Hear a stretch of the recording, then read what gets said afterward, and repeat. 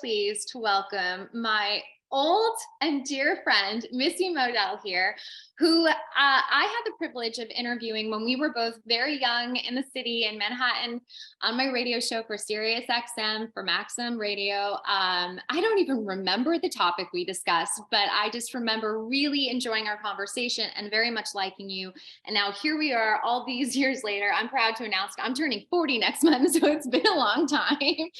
And you have just gone into being a viral sensation for the videos that you do that are many times parody videos, but they're educational, informative, insightful, not only entertaining, but it comes away with poignant message about societal change that needs to be done. And I say it's educationally illuminating work that you're doing. So thank you for that. Thank you so much. And I'm so excited to be here and just engage in a different conversation that we likely had many years ago. I'm sure. We're more evolved. Yeah. But you're here today for Endofound because you just shared that you went through your own plight and your own journey with your body. And I'm going to let you take the floor in this because this is your story to tell. Thank you. And thank you for reaching out because I was so hesitant to post that video at all. I speak so openly about women's health, but this was kind of an area that I'd never really shared before. And it's something I talk about with my friends and family, but it just, for some reason that day, I just felt called to speak about it. But I had gotten a copper IUD, I'm trying to think, 8 years ago. I had conversations with my gynecologist about my different options, and she did not let me know that, you know, copper versus hormonal had like really different effects, meaning the copper really had excessive bleeding and is not recommended for women pre-pregnancy or pre-having children because of the excessive bleeding and the complications that may occur. So I went ahead because I personally just wanted to stay away from hormones. I get migraines with aura on occasion, and apparently you're not really supposed to have as much hormonal influence. So first of all, the insertion, I'll just like go chronologically. I was told it would be a pinch. So, oh, no big deal. This is an in-office procedure. They said, oh, if you want to take an Advil before, go ahead. And I honestly forgot to take an Advil. So I got in there and it was genuinely one of the most excruciating experiences I've ever had in my entire life, to the point where today, when I think about it, I still get this very visceral, almost like nauseous pit vagal response. So I think just in general, and this is something so many women have discussed thereafter with me, that they were also told this would be a very minor, non-hurtful procedure. And they said it was akin to childbirth without medicine. So I just want to point that out, just the level in which women are expected to tolerate pain. Mm-hmm. So that was just something. So that happened.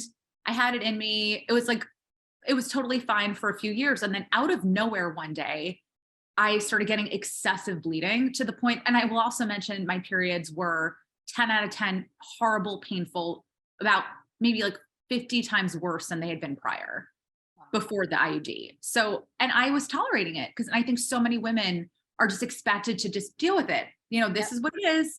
I have to take the birth control so I don't get pregnant with my partner. They don't have to worry about it, but I have to take the burden. So I just wanted to, maybe that's something that will resonate with people as well. So I started having this pain. I contacted my gynecologist. She's like, oh, don't worry, blah, blah, blah. Started getting progressively worse, where I was losing like massive amounts of blood and started feeling ill and sick. And I go to the doctor and she sees that it's been dislodged and expelled. And I didn't stop bleeding for 2 weeks, to the point where they put me on all this different kind of medication. And I felt so sick. And my sister, by the way, had a very similar experience. And I'm not going to share too much, but this is not an uncommon thing for women. And fast forward, it has since caused tremendous issues for me, where I still 6 years later have to get iron infusions because my iron is so depleted, because it has caused fibroids, which I need to get removed at some point. So my periods are still really heavy, all from that one experience of me trying to do the right thing for my body and being led into a situation where I really was not informed about the possible effects of it. So that's the story. And it's very traumatic. And as somebody with health anxiety, it's scary that to deal with. It's very scary, especially when, like you said, when you're made to believe that something is, it's no biggie, right? It's nothing. It's an in-office procedure. It's a snap. It's in and out, and you're good. And then you should be having alleviated, lighter periods, and then you have the complete opposite. It's very jarring. It's confusing and it's scary, especially when you go to a medical practitioner and you tell them these things, and then they kind of look at you like, no, that's not really how it works. Yep. Usually, if you're lucky, you'll get someone who goes, well, it's just not working for you. We could take it out, no big deal. Exactly. But for you, it seemed like it it snowballed and snowballed until your body was almost like having an almost a forceful way of like, get this foreign object out of me. Mhm. And anemia, it's that, as you mentioned, anemia is can have very dire effects to the body, very serious. Um, for anyone who is dealing with something similar to what you have dealt with and are still and as you mentioned, dealing with today, Yeah. what advice do you have for them in terms of how to advocate for themselves? I think first, if anything just feels off, even before doing anything, like do your research. I wish I had done a bit more research and not kind of just jumped into the first option provided to me, and not accepting something as what it is. So for me right now, even I just started going to an amazing acupuncturist, and I was kind of telling her how I feel. And she's like, you don't have to live like this. This is not, you shouldn't be in debilitating cramping and heavy bleeding every single month. That's not what a period is supposed to feel like. And I think women have been told, and it's almost become this like zeitgeist and joke that, oh, you're so hormonal and you're bleeding so much and you can't get out of bed, you have a heating pad. That's not normal. So Yeah. I think also just first understanding that's not normal and maybe seeking out support as if you can. So like I think acupuncture and just like getting into more mindfulness and self-care practices, I think have been really helpful for me in this process.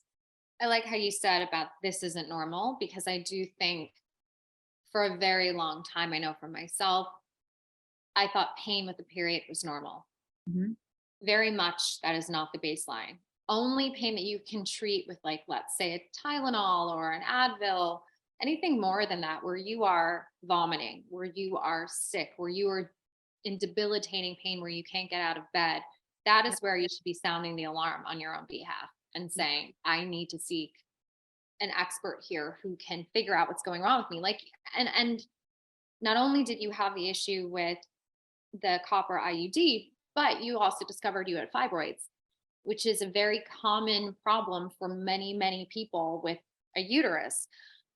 You said you're eventually going to have surgery for that. Is that something that you're scared of? Are you worried about family planning if that's something that you want to pursue?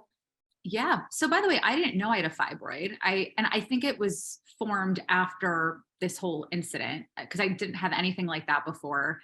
And I'm looking to freeze my eggs, and she discovered it. She's like, "Oh, do you have very painful periods? Because your fibroid is directly in the center of your uterus." I'm like, that makes a lot of sense. So, but even having that knowledge, I'm like, "Oh, that's powerful. There is something I can do about it." And surgery isn't the only option. I know, depending on the growth and I'm not entirely informed on the matter, but I mean, I'm not thrilled that that's something I even have to think about. I feel like it's just frustrating that that's yet like another bucket list item I have to add. Yes. Yeah, it is. I know for me, I was kind of diagnosed with three things all at once. One was like a big fibroid smack center in my uterus, endometriosis, and infertility kind of all at once. Even though they had a high suspicion of endometriosis. They can't diagnose endometriosis without actually biopsying the tissue, just to be, clear, at least at this point in time. Hopefully we're making a lot of gains in research so that it can be a blood sample or something easier than having to cut tissue out of you. But I know for me, I was like all three of these things, and just women's bodies, anyone born with a uterus, it's very complicated, and there hasn't we're making so many strides, but the fact we still have to destigmatize anything that is below the waist and have to keep telling people they have to advocate and educate themselves on their own bodies. One of the most infuriating things that I hear all the time, and it's something I say all the time, is advocate for yourself. Yep. To a point. But if you're on the receiving end of ears that are not actively listening or capable of being able to then help, what does that matter? I don't like that the onus is so much on the patient. 100%. And it's like, what are your options? What if you don't have a million opportunities to go to different doctors and get different opinions? What if you live in a small town and there's only one or two doctors that are at your disposal?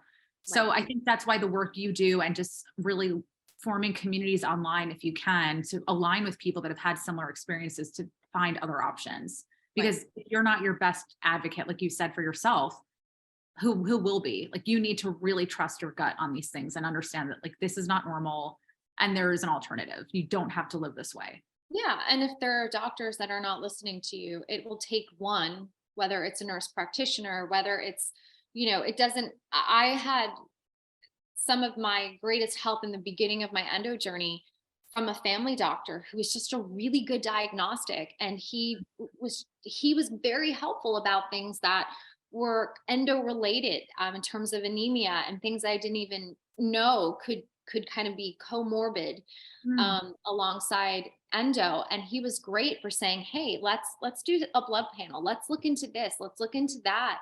And he was a local family doctor, but he just had a great way of diagnosing. So for me, I lucked out there. And sometimes it takes a lot of tries before you find your right medical fit. I am so appreciative of you trusting us with your story and sharing it. It is never easy. I still get nervous. And sometimes even after I talk about something, I'm edgy the rest of the day and I don't realize why. And then I'm like, oh, it's because I just shared my soul with a whole community of people that I don't know. And I'm trusting that they're going to be kind back. So, your message matters to us.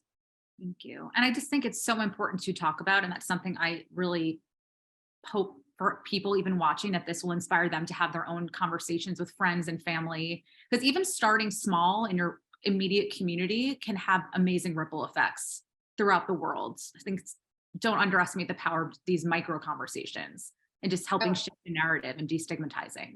Absolutely. Well, thank you again for joining us. We're going to have you come back on to discuss more topics in the future. I would love it. Thank you so much for having me.